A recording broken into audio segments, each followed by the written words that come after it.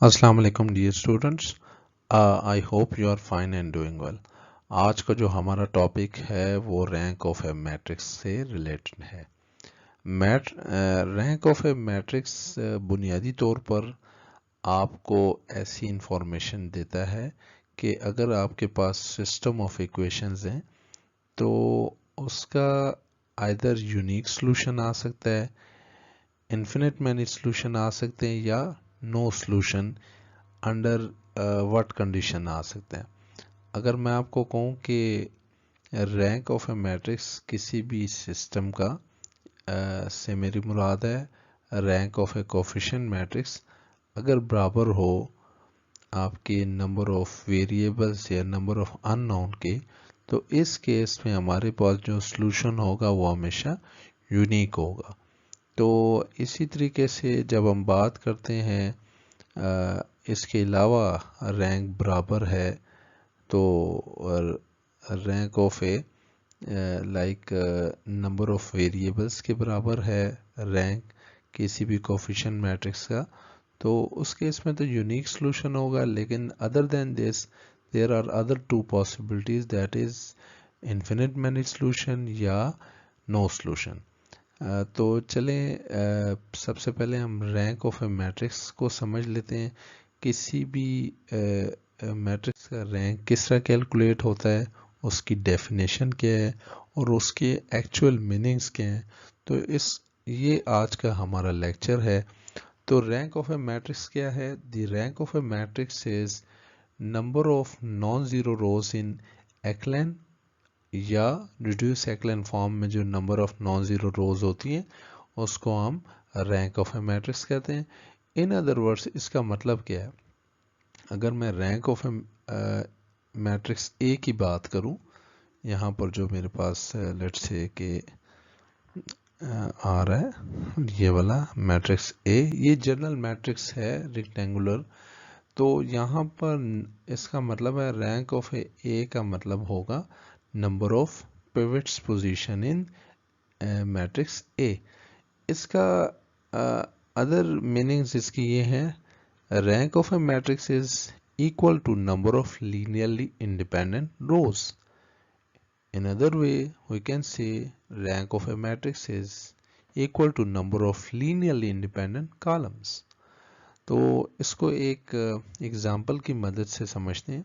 Let's say मेरे पास एक matrix है जिसकी ये एंट्रीज आ रही, तो ये एक एक्लेन फॉर्म में गिवन है। इसकी जो पहली रोज है इसमें ये पिवट पड़ा हुआ है, दूसरी में ये पड़ा हुआ है, तीसरी में ये पड़ा हुआ है।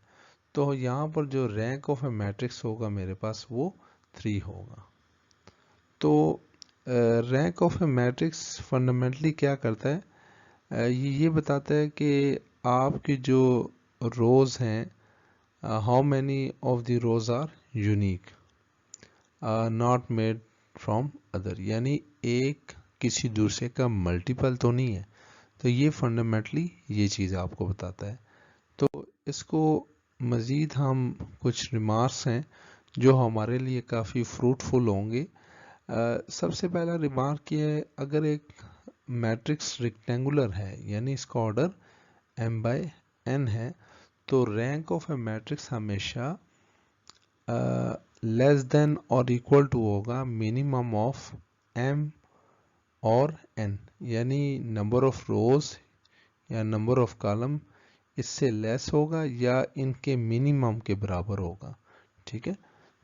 दूसरा, अगर रैंक ऑफ ए अगर एक स्क्वायर मैट्रिक्स है और उसका डिटरमिनेंट नॉन जीरो, तो rank of a matrix is always equal to n, यानी एक स्क्वायर मैट्रिक्स है। ठीक है जी।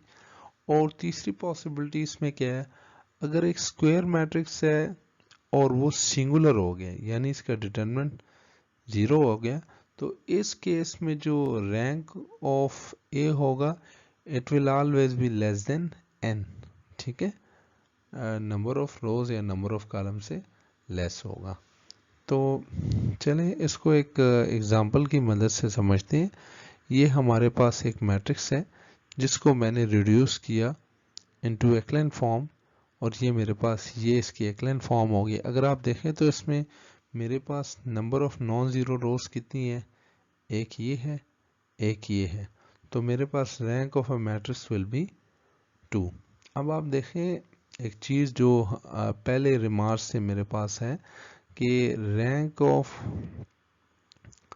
ए क्या होगा, लेस देन और equal to minimum of m n n. तो अगर आप रैंक इसका देखें, इस मैट्रिक्स का, तो ये मिनिमम ऑफ इसकी कितनी रोज है, 3 रोज हैं और 2 कॉलम है, यानी इस मैट्रिक्स का रैंक क्या होगा, मिनिमम इन दोनों का क्या है, 2 है, तो ये मेरे पास 2 आ गया। ठीक है, इसका रैंक क्या आ गया, 2। एक और पॉसिबिलिटी ये भी हो सकती है कि ये लेस भी हो सकता है, यानी एक तो पॉसिबिलिटी ये है ना, इन दोनों के मिनिमम के बराबर हो, एक ये भी हो सकता है इससे लेस भी हो सकता है। ठीक है, यानी लेट्स से एक और एग्जांपल लेते हैं। जब हमने इसको रिड्यूस एक्लन फॉर्म में रिड्यूस किया तो मेरे पास ये आ गया। अब अगर यहाँ पर देखें, एक ये रो है नॉन ज़ीरो, एक ये है, तो इस केस में इसका ऑर्डर है 2 रोज 3 कॉलम, तो इन दोनों में से मिनिमम कौन सा है, इन दोनों में से 2। तो यहाँ पर अगर आप देखें minimum of number of rose and number of column, तो यहाँ पर मेरे पास रैंक क्या आ जाएगा, अगेन 2। तो डियर स्टूडेंट, अगर मैं यहाँ पर बात करूँ तो इस रैंक ऑफ 2 का क्या मतलब है, यहाँ पर 2 लीनियरली इंडिपेंडेंट रोज हैं। यहाँ पर कितनी रोज हैं, 2 लीनियरली इंडिपेंडेंट रोज हैं। लेकिन अगर आप यहाँ पर देखें इस मैट्रिक्स में, तो ये मैट्रिक्स रो 1 जो है मल्टीपल रो 2 जो है 2 टाइम मल्टीपल ऑफ रो 1 है, यानी इसका मतलब ये हुआ कि यहाँ पर एक इंडिपेंडेंट रो है, बकाया रो 2 जो वो है वो डिपेंड कर रही है किस पर, रो 1 पर। अगर मैं इसको रिड्यूस कर लूँ, रो ऑपरेशन अप्लाई करके इसको अगर रिड्यूस करूँ इनटू एक्लन फॉर्म, तो यहाँ पर जो नीचे वाली रो होगी वो सारी की सारी 0 हो जाएगी। अब अगर आप इसका रैंक कैलकुलेट करें तो इसका रैंक कितना, number of non zero rows in echelon form, तो यहाँ पर एक रो आ रही है, यानी ये एक नॉन ज़ीरो रो है, तो रैंक विल बी 1। तो यहाँ पर अगर आप देखें, जो समझाना मकसद था कि यहाँ पर अगर इसका वो देख लें आप, इसकी रोज कितनी है, 2 रोज 3 कॉलम, लेकिन रैंक इसका क्या है, रैंक का है ए एस, ये देखें, या तो लेस देन और इक्वल टू दिस हो गया, लेस देन और इक्वल टू, लेकिन इस केस में लेस देन क्या आ गया मेरे पास, इस केस में तो मेरे पास minimum of 2 and 3, minimum for 2 and 3 तो 2 है, लेकिन इससे लेस होना चाहिए ना, इससे भी लेस होना चाहिए, वो क्या है, 1 है। तो या तो लेस देन होगा या इक्वल होगा, इस केस में इक्वल हो गया, इसके मिनिमम ऑफ इसके इक्वल हो गए, लेकिन इससे लेस भी आ सकता है, तो ये वाला केस भी हमने इधर डिस्कस कर लिया। तो कुछ एग्जांपल्स देख लेते हैं, कुछ मैट्रिसेस देख लेते हैं कि उन मैट्रिसेस में हम ये देखेंगे कि रैंक ऑफ अ मैट्रिक्स क्या होगा। लेट्स से ये पहली मेरे पास मैट्रिक्स है जिसको जो एक्लन फॉर्म में गिवन है, यानी इसमें अगर आप देखें तो मेरे पास एक ये पिवट लाई कर रहा है, अगर मैं इसको बताऊं, एक मेरे पास ये पिवट आ रहा है, ठीक है, एक पिवट ये आ रहा है और एक पिवट ये आ रहा है। तो जैसा कि मैंने पहली दूसरी स्लाइड में बताया था कि number of rank of a matrix is also equal to number of pivots, तो यहाँ कितने पिवट्स पोजीशन आ रही है, 3। तो ये matrix already in echelon form में, तो इसका रैंक ऑफ ए मैट्रिक्स कितना होगा, 3। अगेन ये स्टूडेंट, अगर आप इस एग्जांपल में देखें तो यहाँ पर मेरे पास जो मैट्रिक्स का ऑर्डर है वो 3 रोज और 1 2 3 4 5 कॉलम्स हैं। तो अगर आप मिनिमम वाला फार्मूला इसके ऊपर लगाएं तो यहाँ पर हमारे पास ये जो मैट्रिक्स है इसमें 3 पिवट्स आ रही है, 1 2 3। तो ये मैट्रिक्स जो है ये, अगर आप इस माइनस को -1 के साथ मल्टीप्लाई करें तो ये +1 हो जाएगा और ये भी पिवट बन जाएगा। तो ये अगर इसको हम देखें तो this is again in a row equivalent form. और इसको अगर इसकी अगर मैं बात करूँ रैंक की, तो रैंक ऑफ ए 3 होगा। रैंक ऑफ ए को यूजुअली हम रो ऑफ ए से भी डिनोट करते हैं, जो मैंने यहाँ पर लिखा हुआ है, ये वाला और ये वाला। अगर हम मज़ीद इसकी बात करें तो यहाँ पर अगर आप देखें, यहाँ पर कितने, एक पिवट है दूसरी, और ये जो मैट्रिक्स है इसका ऑर्डर कितनी, 4 रोज और 3 कॉलम है।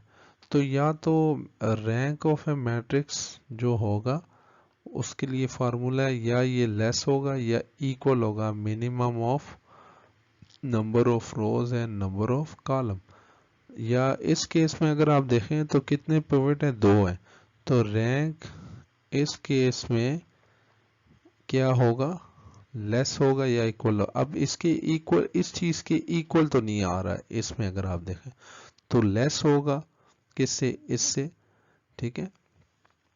तो यहाँ पर रैंक जो है मेरे पास वो 2 है, which is less than minimum of 4 and 3।